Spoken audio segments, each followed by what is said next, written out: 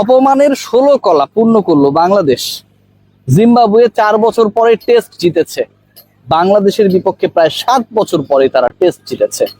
আগের টেস্টটা যেখানটায় জিতেছিল সেই সিলেটে বাংলাদেশকে হারিয়েছে জিম্বাবুয়ে। জিম্বাবুয়ের বিপক্ষে বাংলাদেশ টেস্টে হেরেছে মাত্র 3.5 দিনে। যেভাবে বাংলাদেশ হেরেছে, যেভাবে ডমিনেট করতে ব্যর্থ হয়েছে, যেভাবে উইকেট ছুড়ে এসেছে, যেভাবে প্রতিপক্ষকে অল আউট করার ক্ষেত্রে সম্ভাবনা জাগিয়েও ব্যর্থ হয়েছে, অবিশ্বাস্য। এই পতনটা খুব এক্সপেক্টেড ছিল। এই পতনটা এত বেশি এক্সপেক্টেড ছিল যে একটা সময় বাংলাদেশ ক্রিকেট বোর্ডের কর্মকর্তাদের ফালপাড়া দেখে মনে হচ্ছিল যে বাংলাদেশ দলটাকে তারা এমন একটা পর্যায়ে নিয়ে গেছে যেন এটা অস্ট্রেলিয়া, সাউথ আফ্রিকা, ইন্ডিয়া, ইংল্যান্ডের পর্যায়ে চলে গেছে।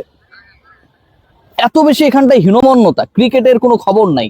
চ্যাম্পিয়ন্স ট্রফির দিকে যদি আপনারা তাকান, সেই চ্যাম্পিয়ন্স ট্রফি খেলতে যাবার আগে বাংলাদেশ প্রিপারেশন নিয়েছিল টি-20 ফরম্যাটে। বাংলাদেশ দল যখন অনেকদিন পর টেস্ট খেলতে নামলো তখন বাংলাদেশ দলের ক্রিকেটাররা প্রিপারেশন নিয়েছে ওডিআই ফরম্যাটে। একটা দল, সেই দল পরিচালনার সাথে জড়িত যে ক্রিকেট বোর্ড এবং ক্রিকেট বোর্ডের সবার উপরে যিনি বসে আছেন, তার যে নিদারুণ ব্যর্থতা, সেটা জিম্বাবুয়ের বিপক্ষে এই নতজানু পরাজয় স্পষ্ট হয়ে যায়। ফারুক আহমেদের ক্রিকেট বোর্ডে বাংলাদেশ খেলেছে 9টা, ওয়ানডে জিতেছে মাত্র একটায়। ফারুক আহমেদের ক্রিকেট বোর্ডে বাংলাদেশ টেস্ট সিরিজ এখন পর্যন্ত অসংখ্য খেলেছে, একটাতেও জিততে পারে নাই।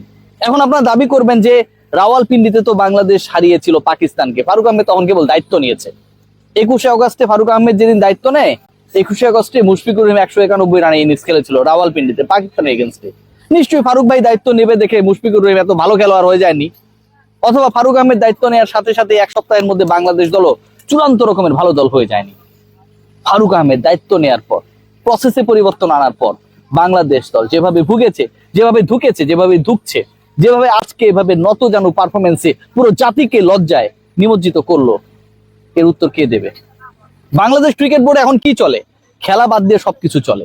ওই যে বললাম, ওয়ানডে ফরম্যাটের চ্যাম্পিয়ন্স ট্রফি খেলার আগে আমাদের প্রিপারেশনটা আমরা নিই হচ্ছে টি-20 ফরম্যাটে বিপিএল খেলে। টেস্ট ফরম্যাটে নামার আগে ফার্স্ট ক্লাস ক্রিকেট না খেলে আমরা লিস্টে ক্রিকেটে মনোনিবেশ করি এবং আমাদের টার্গেট থাকে হচ্ছে ওয়ানডে ফরম্যাটে খেলা।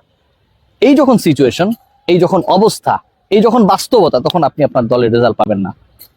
বাংলাদেশ দলকে যদি আমরা ফলো করি, এই যে মিরপুরের হোম অফ ক্রিকেটে এই মুহূর্তে আমি দাঁড়িয়ে রয়েছি, কি ঘটছে এখন আপনি দেখবেন না। আসল খেলা নিয়ে কিন্তু কোনো আলোচনা নেই, ধুলা নিয়ে অনেক আলোচনা। কিভাবে একজন ক্রিকেটারকে এক্সট্রা ফ্যাসিলিটি, সুযোগ সুবিধা দিয়ে একজন এলিট প্যানেলের আম্পায়ারকে চূড়ান্তভাবে অপমানিত করে টেকনিক্যাল কমিটির হেডকে অপসারণের জন্য অথবা পদত্যাগে বাধ্য করার ক্ষেত্রে রোল প্লে করা, এই জিনিসগুলো এখানটায় চলে ভাই। ঢাকা প্রিমিয়ার লিগে যে নোংরামিটা চলে, বাংলাদেশের ক্রিকেটার আন্তর্জাতিক ক্রিকেটে গিয়ে শিখবেটা কি? শেখার জায়গা আপনার ডোমেস্টিক, শেখার জায়গায় ঘরোয়া ক্রিকেট। সেখানটায় গিয়ে যখন বেয়াদবির শাস্তি বাংলাদেশ ক্রিকেট বোর্ড নিজে কমিয়ে দেয়, ঠিক সেই ক্রিকেটাররা তো একটা সময় নিজেদেরকে সবকিছুর ঊর্ধ্বে মনে করবেই। মুশফিকুর রহিমরা 4 দুগুণে 8 রানে বেশি করতে পারে না। নাজমুল হোসেন শান্তরা যেভাবে সেট হয়ে যাওয়ার পর, আগের দিন অপরাজিত থাকার পর পরের দিন বাজে একটা শট খেলে আউট হয়ে যান, 7 রান করাটাই তাদের কাছে গুরুত্বপূর্ণ মনে হয়। জাকের আলী অনিকরা যখন খেলতে নামেন, তখন 91 বলের পার্টনারশিপ হাসান মাহমুদের সাথে, তিনি খেলেন 33 বল আর হাসান মাহমুদ খেলেন 58 বল। এগুলোই ঘটে বাংলাদেশ ক্রিকেটে।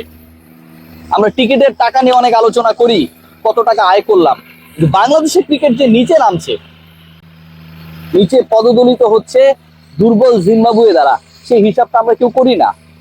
যেই দলটার ক্রিকেটাররা প্রপারলি স্যালারি পায় না, যেই দলের ক্রিকেটের স্ট্রাকচারটা বাংলাদেশের থেকে অনেক ভঙ্গুর, যেই দলের ক্রিকেট বোর্ড বাংলাদেশের মতো রিচেস্ট না, তারা বাংলাদেশে এসে বাংলাদেশকে হারিয়ে দেয়।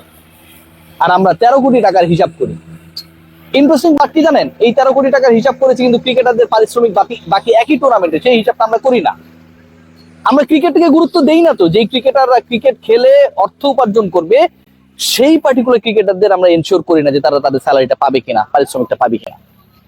যেই ক্রিকেট পরিচালনার সাথে আমার দেশের আম্পায়াররা জড়িত, যারা আবার এলিট প্যানেলে বাংলাদেশে প্রথম এবং একমাত্র, তাদেরকে যখন আঙুল উঁচিয়ে কেউ বেয়াদবি করে, সেটার বিচার আমরা করি না, করার চেষ্টাও করি না। আশকারা দিই, নির্বাচনী ইকুয়েশনে আমরা বাংলাদেশের ক্রিকেটকে ভুলতে বসেছি। জিম্বাবুয়ে আমাদের 3.5 দিনে হারিয়ে দেয়। বাংলাদেশ দল 6 উইকেট হারাতে বেশি সময় লাগে না পরের দিন। বাংলাদেশ দলের বিপক্ষে প্রতিপক্ষ যখন খেলতে নামে, তখন আমরা অনেক বড় বড় কথা বলি, আমরা অনেক বড় বড় টার্নিং পয়েন্ট, অতীত ইতিহাস টেনে আনার চেষ্টা করি। কিন্তু বাস্তবতা হলো এই জিম্বাবুয়ে শেষ পর্যন্ত 4 বছর পর টেস্ট জয়ের জন্য বেছে নেয় বাংলাদেশকে। রাওয়ালপিন্ডিতে সেই টানা 2 জয়ে ধোয়া পানি ছিটিয়ে আসলে খুব বেশি বাংলাদেশের ক্রিকেটকে পবিত্র করার সুযোগ নেই। কারণ দলটা যখন গেছিল তখন সেটা আগের যারা বিসিবিতে ছিল তারা পাঠাইছিল। তো আপনারা যদি বলেন যে রাওয়ালপিন্ডি টেস্ট বাংলাদেশ জিতেছিল, তাহলে একটা টেস্ট জিতেছিল পাপনের আমলে, একটা হচ্ছে ফারুকের আমলে। এটা মানবেন? নিশ্চয়ই মানবেন না। ফারুক ভাই, আপনার সময় বাংলাদেশের টেস্টে কি হইলো? ফার্স্ট ক্লাস ক্রিকেট কোথায়? বাংলাদেশ দল কেন এরকম একটা টেস্ট সিরিজে নামার আগে এত রিলাক্টেন্ট হয়ে যায়? অন্তত 3-4 দিনের জন্য একটা প্রস্তুতি ম্যাচ খেলে না। সেই প্রিপারেশন কি আমরা নেই? সেই প্রিপারেশন নিয়ে কেউ কথা বলে? কেউ বলে না। আজকে যদি বাংলাদেশ জিতে যেত, বলা হতো যে অসাধারণ একটা ম্যাচ বাংলাদেশ খেলেছে, ম্যাচে এরকম সিচুয়েশন তৈরি হবেই, এবং সেটাকে জয় করার মানসিকতাই আসলে তৈরি করাটা বিসিবির উদ্দেশ্য, এবং সেই উদ্দেশ্যে আমরা সফল হয়ে গেছি। ফারুক আহমেদ বিদেশে যায়, আপনারা খেয়াল করবেন, বাংলাদেশ দলের চ্যাম্পিয়ন্স ট্রফি খেলা দেখতে গেছে।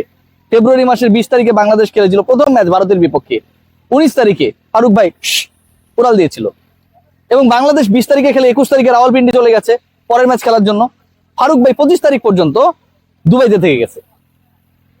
বাংলাদেশের সেকেন্ড ম্যাচ চ্যাম্পিয়ন্স ট্রফিতে বাংলাদেশ ক্রিকেট বোর্ডের প্রেসিডেন্ট তখন কিন্তু খেলা দেখার জন্যই বাংলাদেশ ত্যাগ করেছিলেন। তিনি ছিলেন দুবাইতে, দল ছিল রাওয়ালপিন্ডিতে। টিভিতে আর মোবাইলে দেখেছেন। ক্রিকেট বোর্ডের প্রেসিডেন্টেরই ক্রিকেট নিয়ে খুব বেশি, ক্রিকেটারদের পারফরমেন্স নিয়ে খুব বেশি আগ্রহ নাই। রাওয়ালপিন্ডিতে কিংবা দুবাইতে হলে তারপরে তো ওখানটায় তারা যান।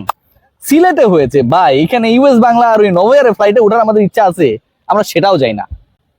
ক্রিকেটটাকে পচিয়ে দুর্গন্ধময় বানাচ্ছি, খুব ভালো লাগছে আমাদের। ক্রিকেটাররা বেয়াদবি করছে, আমরা প্রশ্রয় দিচ্ছি। ক্রিকেটাররা পারিশ্রমিক পায় না, আমরা কিছু বলি না। বিপিএল এর টিকিট কেটে যেই ক্রিকেটারদের খেলা দেখার জন্য দর্শকরা আসে, আর বিসিবি সেই টাকার হিসাব করে 13 কোটি 14 কোটি 15 কোটি বলে, সেই ক্রিকেটাররা যাদের খেলা দেখার জন্য টিকিট কেটে মানুষ এসেছে, সেই পার্টিকুলার ক্রিকেটাররা স্যালারি পান না, পারিশ্রমিকের টাকা পান না।